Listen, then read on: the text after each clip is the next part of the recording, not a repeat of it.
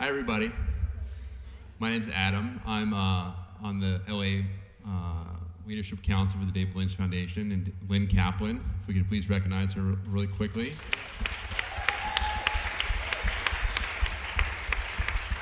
She's the director of 12 fantastic programs in Los Angeles that teach meditation to at-risk populations all over LA. We currently serve 3,000 people in Los Angeles, and we're expanding rapidly. And we're really happy that our friend Murray here was able to, entertain our ears. And now we're going to talk about how we use TM to increase our creativity, reduce stress, and make our lives better. So tonight we have Amy. Do you have a microphone? Oh, we need one more mic. You guys can just share mics in there. We have Sandy, who's actually part of one of our programs down in, was it New Village Girls Academy. New Village Girls Academy. Sly. How's it going, everyone? One of our associate teachers, TM teachers. I'm Naomi. I work at New Village Girls Academy with Sandy. So I thought we'd just keep it informal tonight and just talk about TM as we use it in our daily lives. So I think that I don't really want to ask specifically people to speak on the panel, but if you guys could just talk about how TM is part of your daily routine, by maybe how do you find the time to do TM? Anybody? I'm such a busy person. I'm actually a mother of a 3-year-old. His name is Jacob. I'm a senior this year at New Village Girls Academy, and I'm also attending LACC classes, which are college classes right now. I wake up every day at 6, get my son ready for school, so my mom has to drop him off. I leave my house like around 6:40. I get to school at 7 for my first morning class at college. After that, I go straight to school. We start TM right when I get there, so that's very helpful for me because I'm already stressed out by the college classes. And so we do TM for maybe 15 minutes. We go to our classes. After that, we have lunch. Then we meditate again after lunch, which is very helpful again because we just finished eating and we want to rest. And after that, I go straight back to LACC and I have a ballet class. I don't get home till maybe 5:30-ish. My son is probably already asleep by then. And I have to do homework and I meditate right before I go to sleep. So you really have a full day there, everybody. Yeah. Anyone else? Yeah, well, I'm lucky to be able to work and do meditation with the students at KIPP. So I get busy as well. Maybe not quite that busy, but I like to say that I'm a pretty busy guy. And so if I'm not able to meditate when I get up pretty early. When I do checking with the students, I'll run through meditations that can last 10 to 20 minutes. So that can count kind of as one of my meditations. And I always make sure to meditate, if not right before bed, like maybe around 5. So I guess the next question I have for all of you guys is, how is TM and meditation improved your life? And that's a heavy question, but if you could answer it in a couple words, it'd be great. You want to give Amy a shot here? Come on, pass the mic over there. Okay. I've been meditating for about 20 years, and it's just been, for me, so life-changing, because it's, for me, gotten me in touch with my life purpose and feeling really connected to what matters. I actually do a different form of meditation, and I've recently felt like my sleep has not been very good and very restless, and I realized the meditation that I was doing wasn't quite working enough for what I needed it for. So I'm actually going to learn TM this Thursday, and I'm so excited. I'm really, really looking forward to it, and it feels, there's been so many if you want to call it coincidences, people mentioning it all in different ways, and it feels like I'm like being guided straight to learning, and I'm really looking forward to it. But the meditation prior has also been super important in my life, and it's given me a lot of my spirituality, if you want to call it that, and connectedness. But I'm really looking forward to the tool of this meditation. That's great. Yeah. So you want to take it? Sure.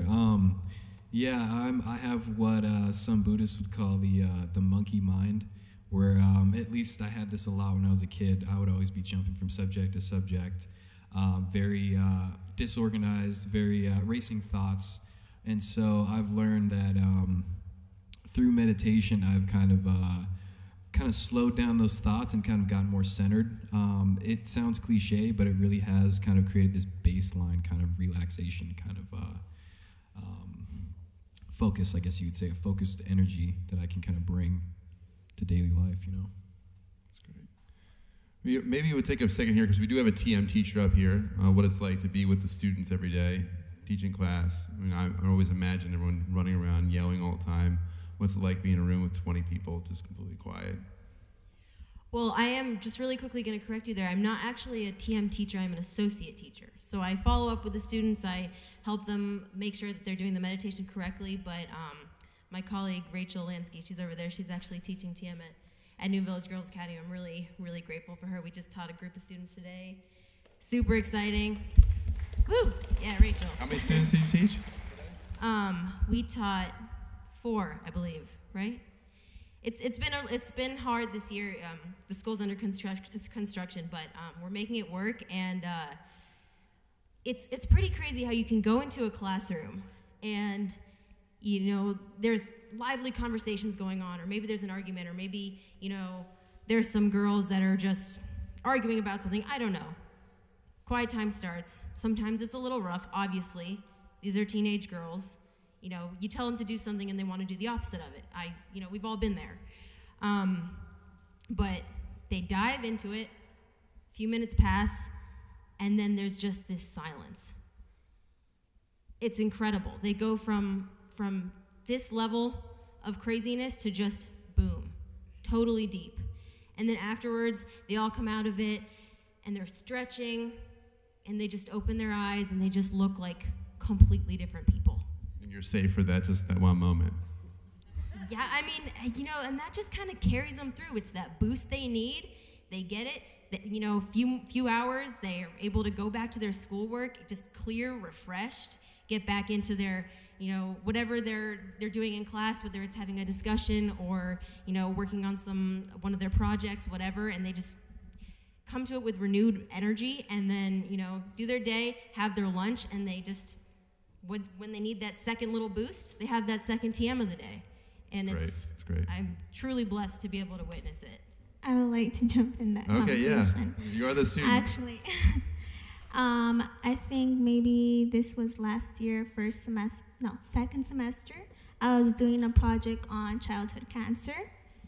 When Naomi was about to walk in and say, "Meditation, girls," I was like, "Are you serious?" Like, I'm in the middle of making a video for childhood cancer awareness. And she's like, "It's okay, you're going to remember, you're going to feel better afterwards, or you're probably going to be more creative than you were already now." So I was just mad, and then I was just like meditating. Right when meditation finished, I actually had more ideas than I already had before. So it really helped me with my video. So I guess that brings us to originally the panel was all about creativity and meditation. So I think that in Murray's case, you get to see the raw form of meditation, and that raw form of expression where you're usually on the piano and that second. But I find TM helps me day to day, not with, the most menial things from folding my laundry to what I eat for breakfast. What do you think it helps you with, you guys? I am naturally a really anxious person. Yeah. I have anxiety about everything from getting into an elevator to getting into my car. And I just can't I just don't really see myself as somebody that would be able to do those everyday things that most people find totally normal and not scary. without having 20 minutes twice a day to myself to just give myself the time I need. Otherwise, my brain would burst. And We're happy to have you here. I guess I can go. I don't want to get too deep into my story, but I was diagnosed with bipolar disorder, type 1. It's been about like a couple years now. And my deal is I get really manic, I get really excitable, I get really up. And so with meditation, I've learned it's been teaching me how to kind of come down and kind of be more calm. And it's really helped me with this for sure. And I owe a lot of my mental stability today to TM, and I practice it every day, and I'm going to keep doing it. Amy? To- Yeah, go ahead.